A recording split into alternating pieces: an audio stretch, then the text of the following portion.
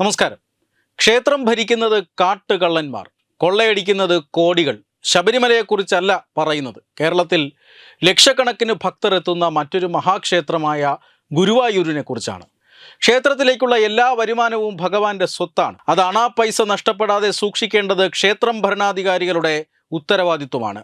എന്നാൽ കോടികളുടെ ക്ഷേത്ര സ്വത്തുക്കൾ കൊള്ളയടിച്ചു കൊണ്ടുപോയാലും കൊള്ളക്കാർക്ക് വേണ്ടി നിലകൊള്ളുന്ന ക്ഷേത്രം ഭരണസമിതി ലോകത്ത് ഇവിടെ മാത്രമേ ഉണ്ടാവുകയുള്ളൂ. ഗുരുവായൂർ ദേവസ്വത്തിനെതിരെ ഇന്ന് സുപ്രീം കോടതിയുടെ രൂക്ഷ വിമർശനം മാത്രം പരിശോധിച്ചാൽ മതി. ലേല കുടിശ്ശിക അടക്കം ലക്ഷങ്ങളാണ് ക്ഷേത്രത്തിന് പലയിടത്തു നിന്നും പിരിഞ്ഞു കിട്ടാനുള്ളത്.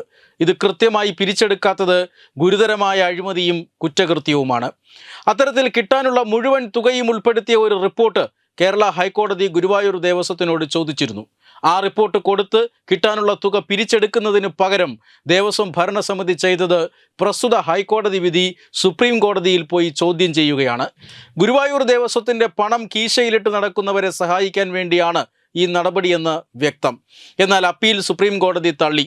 രൂക്ഷ വിമർശനത്തോടുകൂടിയാണ് സുപ്രീം കോടതി അപ്പീൽ തള്ളിയത്.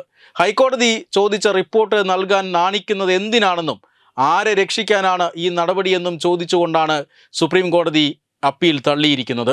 ഇതോടെ കിട്ടാനുള്ള മുഴുവൻ തുകയുടെ കണക്കുകളും ദേവസ്വം ഭരണസമിതിക്ക് ഹൈക്കോടതിയിൽ ഇനി സമർപ്പിക്കേണ്ടി വരും. നേരത്തെയും ക്ഷേത്രത്തെ കൊള്ളയടിക്കുന്നവർക്ക് വേണ്ടി ഭരണസമിതി കോടതിയിൽ പോയിട്ടുണ്ട്.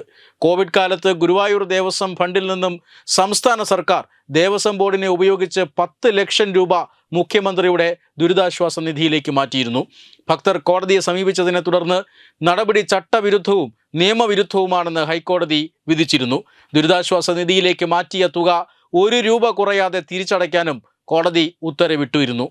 എന്നാൽ ഇന്നുവരെ സർക്കാർ ഈ തുക തിരിച്ചടച്ചിട്ടില്ല. ഹൈക്കോടതി വിധിക്കെതിരെ ഭരണസമിതി സുപ്രീം കോടതിയെ ഇപ്പോൾ സമീപിച്ചിരിക്കുകയാണ്.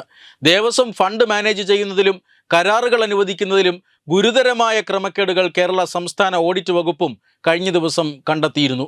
ഓഡിറ്റ് ഡിപ്പാർട്ട്മെൻറ്റ് ദേവസ്വം യൂണിറ്റിൻ്റെ സീനിയർ ഡെപ്യൂട്ടി ഡയറക്ടർ ഹൈക്കോടതി ഡിവിഷൻ ബെഞ്ചിന് മുമ്പാകെ ഇത് സംബന്ധിച്ച റിപ്പോർട്ട് സത്യവാങ്മൂലമായി സമർപ്പിച്ചിരുന്നു.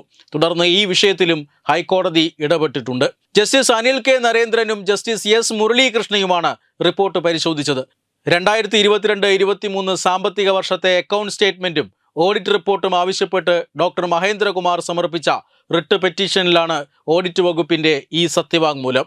ഗുരുതര ക്രമക്കേടുകളാണ് ഈ സത്യവാങ്മൂലത്തിൽ ചൂണ്ടിക്കാട്ടിയിരുന്നത്.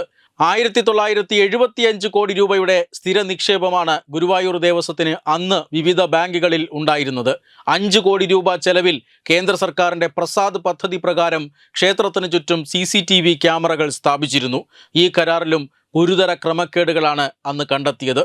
ക്ഷേത്രത്തിൽ ഉപയോഗിക്കുന്ന സോഫ്റ്റ്വെയർ സംവിധാനത്തിനും സുതാര്യതയില്ലെന്നും വെബ്സൈറ്റിനും മൊബൈൽ ആപ്ലിക്കേഷനും സെക്യൂരിറ്റി ഓഡിറ്റ് നടത്തുകയോ ദേവസ്വം IT എക്സ്പേർട്ട് കമ്മിറ്റിയുടെ സർട്ടിഫിക്കേഷൻ നൽകുകയോ ചെയ്തിട്ടില്ലെന്നും ഓഡിറ്റിൽ കണ്ടെത്തിയിരുന്നു. ഇത്തരത്തിൽ കാലാകാലങ്ങളായി നിരവധി സാമ്പത്തിക ക്രമക്കേടുകളും കാര്യക്ഷമതയില്ലായ്മയും ചട്ടലംഘനങ്ങളും ഗുരുവായൂർ ദേവസ്വം ബോർഡും ഭരണസമിതിയും നടത്തിയതായി കണ്ടെത്തിയിട്ടുണ്ട്. പക്ഷേ ക്രമക്കേടുകൾ കാരണമുണ്ടായ നഷ്ടം അത് തിരിച്ചുപിടിക്കാനോ ഭാവിയിൽ അഴിമതി ഇല്ലാതാക്കാനുള്ള നടപടി സ്വീകരിക്കാനോ ആകുന്നില്ല എന്നുള്ളതാണ് പരമപ്രധാനം. അഴിമതിയും കൊള്ളയും ഹിന്ദു ക്ഷേത്രങ്ങളിൽ നിർബാധം തുടരുകയാണ്. അതിൻ്റെ ഏറ്റവും ഒടുവിലത്തെ ഉദാഹരണമാണ് ഇന്നത്തെ സുപ്രീം കോടതി വിധി. വെബ് ഡെസ്ക് തത്തുമൈ ന്യൂസ്.